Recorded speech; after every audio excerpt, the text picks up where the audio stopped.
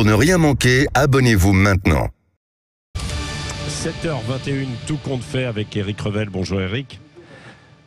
Eric, voilà, on vous entend, vous entendez pas. On parle valse des étiquettes et on va s'arrêter sur le véritable taux de l'inflation, parce que tout le monde l'a vu évidemment. Ça monte, même si on ne veut plus nous donner de tickets. Hein, vous avez vu, sauf que c'est reporté. Heureusement, parce qu'il y a beaucoup de gens quand même qui veulent vérifier à chaque fois le prix quand même des aliments et de ce que l'on achète. Alors Emmanuel Macron s'est posé en défenseur du pouvoir d'achat des salariés payés au SMIC la semaine dernière.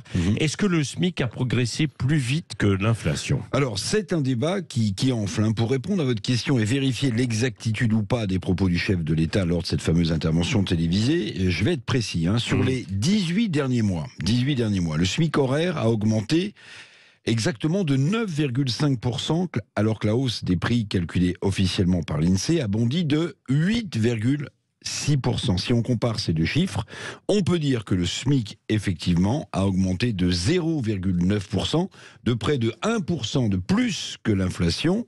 Le SMIC est aujourd'hui à 1353,07 exactement euros au 1er janvier 2023. Mais évidemment, la question qu'on peut se poser aussi, c'est est-ce qu'on peut vivre avec un tel montant par mois vu l'envolée des prix? Oui, c'est ça. Alors, l'envolée des prix, comment est calculé cet indice des prix officiels et quel est justement le taux de l'inflation? On parle d'un petit peu plus de 6%, entre 6 et 8% de façon officielle. Oui, alors il y a un véritable fantasme, et vous allez voir pourquoi, autour du panier de calcul de l'INSEE. Alors ce panier de calcul de l'INSEE, qui calcule l'inflation, il est révisé tous les ans. Les relevés de prix, eux, se font tous les mois dans des milliers de points de vente en France.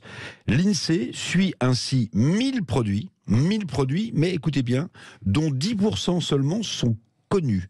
Ça veut dire que 900 produits, 90% des produits qui sont dans le panier de l'INSEE ne sont pas rendus publics. Alors ça peut se comprendre, parce que sinon les grandes surfaces pourraient jouer à la baisse sur les prix des produits calculés par l'INSEE, et du coup ça ferait baisser artificiellement le niveau de l'inflation. J'espère que vous me suivez en ce lundi matin.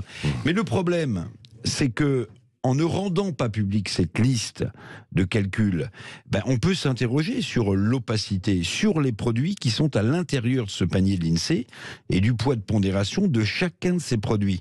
Parce que les Français le savent bien, ça c'est clair pour tout le monde, transparent comme de l'eau de roche, les prix des produits alimentaires, eux, subissent des augmentations à 2 chiffres, parfois à 3 chiffres, qui sont juste intolérables pour la plupart de nos pouvoirs d'achat. Bah oui, parce que la réalité, c'est que la hausse des prix alimentaires est nettement supérieure. Il suffit d'aller faire ses courses, vous y allez, j'imagine, et vous le voyez, il y a une envolée en fait considérable. Les salaires les plus faibles, comme ceux payés au SMIC, ce sont ceux qui ont le plus de difficultés justement à s'en sortir, quoi. Oui, c'est tout l'écart entre le chiffre officiel de l'INSEE et ce qu'on peut constater sur les produits alimentaires qu'on consomme tous les jours.